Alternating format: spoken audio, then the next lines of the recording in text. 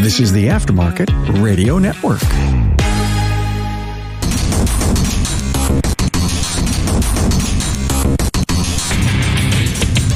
All right. Hey there, everybody.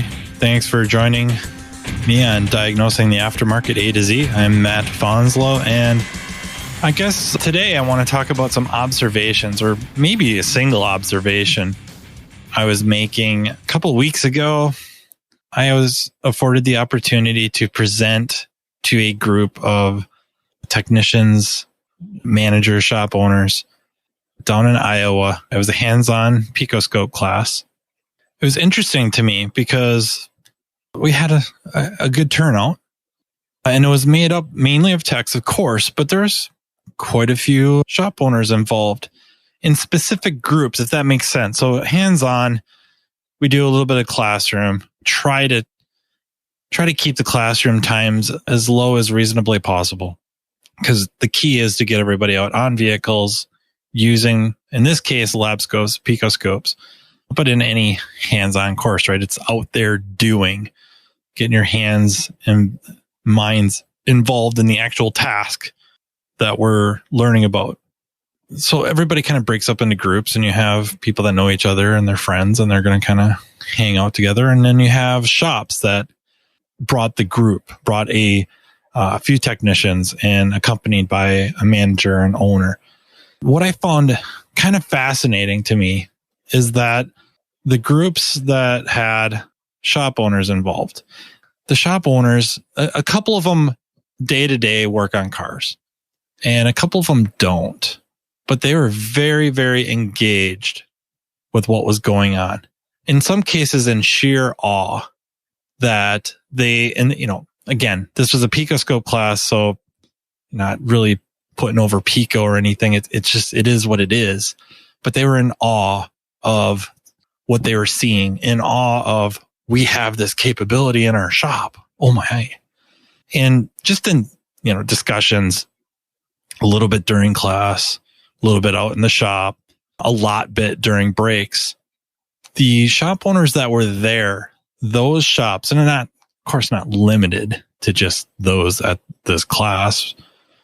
Those shops, the technicians were very positive, very upbeat, and complimentary about how the shop is equipped. The shop, meaning tools, equipment. And it just got me to thinking. It got me to wondering. And maybe I'm just asking questions, but it seems reasonable that as a shop owner or manager, if you're engaged in learning about what your techs are doing, not saying you could do what they're doing, because I don't think we would ever say the techs could just hit a couple management seminars and do your job. I mean, maybe they can. Maybe you can go to a couple of courses, technical seminars, and do what they're doing. It's not all that likely, but it's really not important for this conversation either. But being engaged in that way led them to be more persuasive or persuaded in acquiring equipment. So the shops that technicians represented that their shop owner wasn't there, the manager wasn't there, a lot of times their shops had a scan tool, a couple scan tools. They had really, I guess I don't want to say minimal equipment, but there was a stark difference between the equipment level, the tooling of their shop versus the shops there that had the shop owner there. And not just this specific class, but just, I think that those owners, those managers regularly attend training with the technicians, specifically technical training, and hopefully not at, the point of ignoring management classes, because it's important that, as a manager and owner, you become a better leader and manager. So we don't want to be, hopefully you're not attending the technical stuff at the expense of the management stuff, but as complementing it, seeing the world from their eyes, seeing what's really out there, instead of the situation where maybe the techs consistently have to come in with the sales pitch. Hey, I went to this class. They had this piece of equipment. I think it'd be really cool. I think it would help us out. And you're kind of sitting in the dark. And maybe you trust them and you get it. And if it doesn't get used right away, well, I'm not going to listen to them anymore. But I think it's important to attend that type of training, learn about what's out there, not just maybe just that specific class, but also the interactions during class, after class, during the breaks, learning about what other shops are doing, especially outside of maybe your competition zone, competition region. What's the shop 30 minutes away, 45 minutes away doing? What do they got? How are they handling this situation? What do they got to do what do they have to deal with these problems, these cars, this service, et cetera, et cetera? I mean, that would be worth the price of admission alone. And it also gets me wondering, the shop owners and managers that come from a mechanical background where they were in the bays, are they more apt to go to the technical training and invest in the back of house, the engine room, if you will? Are they more apt to spend money there than say up front with the service advisors and the customer environment? And then the owners and managers that come from service advising, just management in general, customer relations or hospitality type, are they much more apt to spend money in the front of house, than in the back of house? And as I start thinking about it, one, I don't know a whole lot of shop owners off the cuff that came from like a hospitality type. And the couple that I do know that used really, cut their teeth and made their bones as service advisors absolutely do spend money up front in the office, in the waiting room, a lot more easily and quickly than they do in the back. They're a little more critical of what's going on in back. And of course, the former mechanics, it's vice versa. So it's just kind of interesting, that dynamic. And I think it's a really, really good reason to start cross training. I think it's really, really important for management to try to really step back and try to get a much, much wider perspective and their ideas, like idea generating and view of the shop as a whole from really multiple disciplines and of course angles and all that. And then to kind of get involved in each task, if you will, not so much at the shop level. I mean, it wouldn't hurt anybody to have to go back and do somebody else's job. Honestly, I mean, there's days where I think a lot of technicians really should have to try to answer a phone, schedule an appointment, make an estimate, talk to a customer face to face, and keep those plates spinning. They would start appreciating the service advisor or customer service representative much more.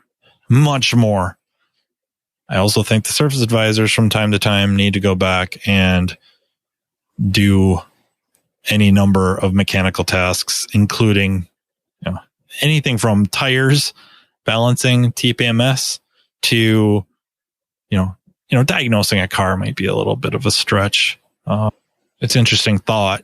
Maybe make sure we take away the databases first and make them really try to diagnose. But that requires a lot of foundational knowledge. So I think better yet is just sticking with the mechanical stuff and just appreciating what technicians have to deal with. I mean, some headlight bulbs are a major pain to install, and they're sitting there looking at the book going, dude, it's supposed to take 2/10. You do it in 2/10. Here's the bulb. There's the car.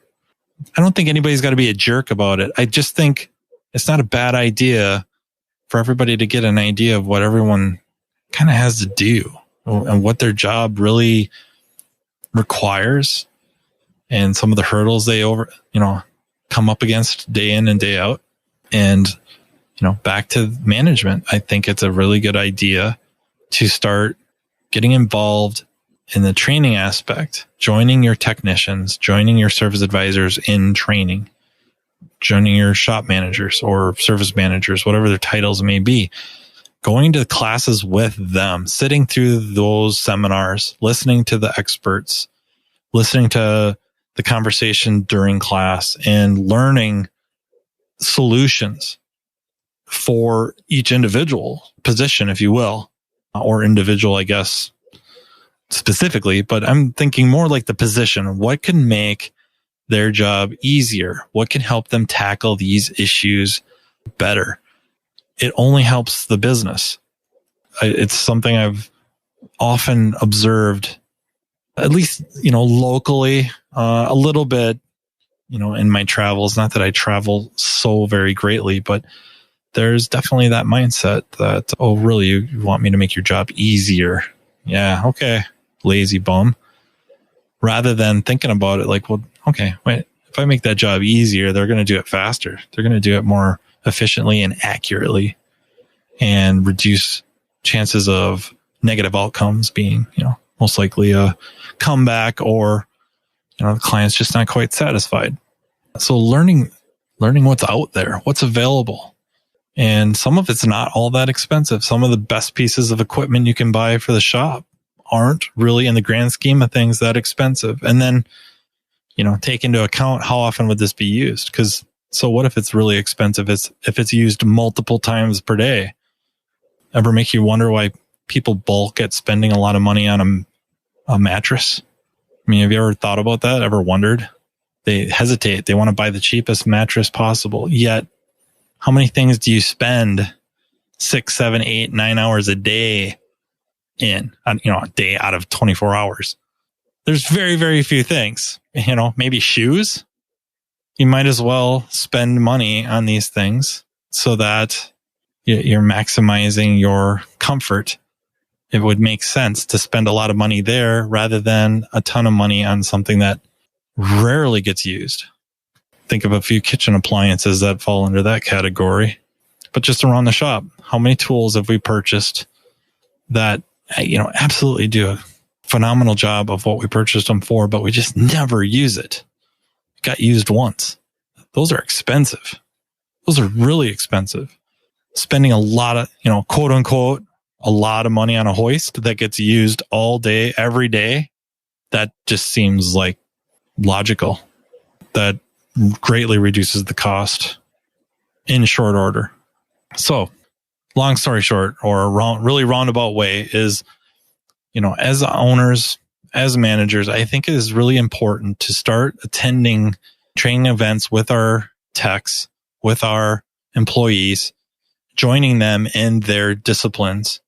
Even if you're a silent observer, listen to them, urge them to interact in class and listen. And, hands-on class, observe these tools and seeing how they could be brought into your shop. Or you might learn in some of these classes, you already have the piece of equipment. You've had it for quite some time. It just doesn't get used. And then you can go back and be a little more critical of, hey, why aren't we using this piece of equipment? I know it isn't exactly the same as what was in class, but it does essentially the same thing. Why aren't we using it? Would this be a good opportunity to use this? And do we have an environment? Do we have a culture of which the employee will say, we won't just focus on technicians, can use this without, a built-in punishment, if you will? So let's just say during a diagnostic process, using this, let's pick on lab scopes. Is it a situation where they're not going to be punished because they're going to break out the lab scope? They haven't used it in a long time or really ever. So they're not going to be very quick. It's going to be a little bit foreign. Is the situation there that they're not going to get crushed for trying to do so? Because it's really playing the long game.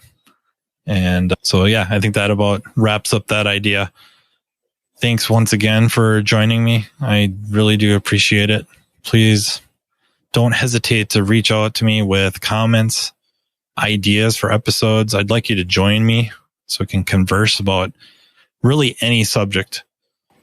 Also, remember, you can listen to me on any one of your very favorite podcast apps. And I look forward to talking to you all later. You've been listening to Matt Fanslow, Diagnosing the Aftermarket A to Z on the Aftermarket Radio Network. Follow Matt on your favorite listening app. He's very interested in what you have to say. Let him know what you'd like him to cover and come on the show.